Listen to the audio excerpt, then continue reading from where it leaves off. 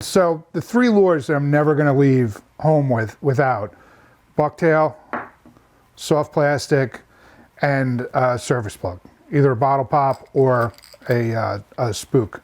So the white bucktail, I mean, this has like always been my, it's kind of turned into like my security blanket. I have caught so many fish on these, and it's, as everyone knows, it's very versatile on which parts of the water column you can work, which is everything, the different bait profiles that it's going to mimic, and it's just one that's just always worked for me. And at first it was such a simple lure. It was one of the first lures that I used while getting into surf casting, and I've just built up a tremendous amount of confidence in it.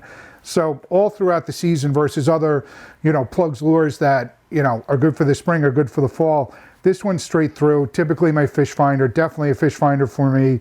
If I'm going back in the bay and the water depth is going to be over like 6 feet, this is absolutely the first one that I'm going to go to.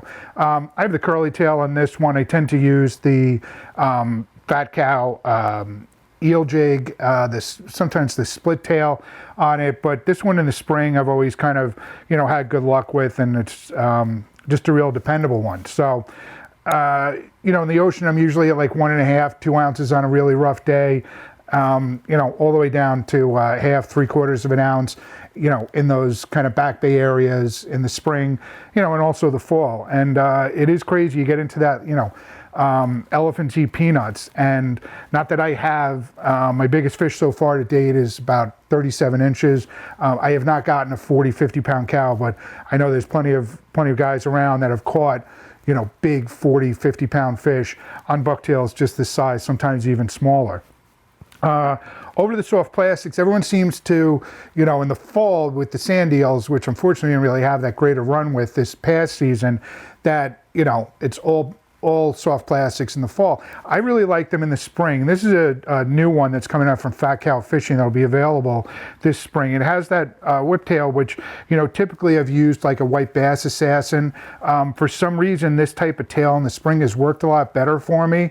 When I start that fishing in the bay, those are, it's always been my first fish of the spring have been, back in the bay, and anytime from late March, until early April, and then once they kind of show up in the ocean, first, second week of June is when I go over to, the bucktail or, SP minnow, some kind of swimming plug. But, it's just the retrieve on here. It's just so versatile. You can use the paddle tails as well in the fall. Use pretty much all paddle tails, which is just, figuring out the retrieve speed, what part of the water column you want to be in, where, on this one, it's, either holding the pole, the rod sideways and getting that kind of darting action on them, but always been really effective. I'm looking forward to using these new ones this spring.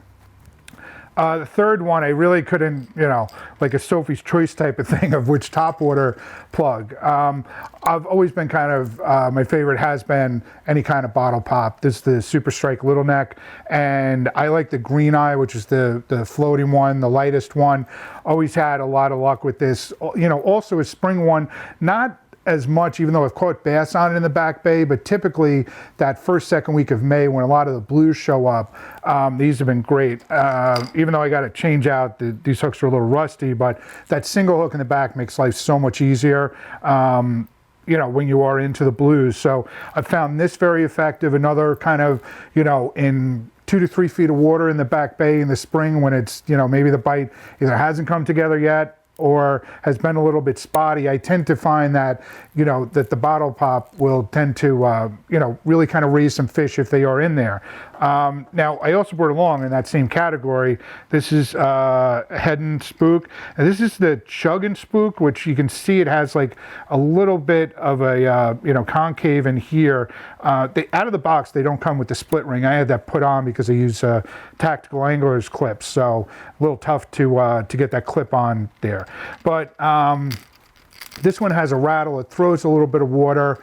It tends to be, kind of late spring into like midsummer when there are still some fish in the back bay, but they just need to be, kind of woken up, so to speak, and to be frazzled, much like people say about they don't fish up in the Cape Cod Canal of just harassing stripers with a big pencil popper. This is almost like a mini version of it, where it's just enough water, but you still have that nice where it goes under and it comes up. Really imitates an injured bait fish perfectly. This one I do have the both trebles on. I got to switch out both of these and put it in line here, but this has always been a good one for me. Haven't really had much luck with anything this size in the ocean, and tend to go with the dock when there are blues in the ocean. If I'm out in somebody's boat, you're working the bunker pods, it's still that same maybe a little more violent of twitches on the rod and the action that'll bring, versus like a very slow holding the pole to the side, slow retrieve, little bit of a tug, and it really gets this action going. So when you see me out there this season and we bump into each other, these are going to be in my bag. Look forward to seeing you guys out there. Take care.